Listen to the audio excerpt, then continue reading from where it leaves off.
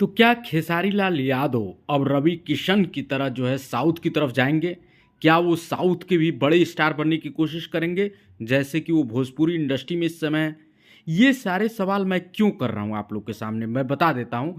फरिश्ता का जो ट्रेलर आया उससे और उसके पहले संघर्ष 2 का जब ट्रेलर आया, संघर्ष 2 जिसको भोजपुरी इंडस्ट्री का सबसे महंगा फिल्म बताया जा रहा है, उसमें जिस तरह का एक्शन खेसारी लाल यादव ने किया है उसको साउथ के सबसे बड़े सुपरस्टार यश और प्रभास जो बाहुबली के स्टार रहे हैं उनकी तरह तुलना की जा रही है कि भाई साउथ के दिग्गज स्टारों की तरफ खेसारी लाल हो गए हैं। फरिश्ता में जिस तरह से उन्होंने एक पागल का रोल किया, एक गरीब भिखारी का रोल किया और सबको रुला दिया, तो लोग मान रहे हैं कि इनमें अब पोटेंशियल है, अब ये भोजपुरी इंडस्ट्री के बाहर साउथ में जाके भी छा सकते हैं। आपको मालूम ही है कि रवि किशन साउथ के बहुत बड़े स्टार हैं, अब खेसारी भी बन सकते हैं।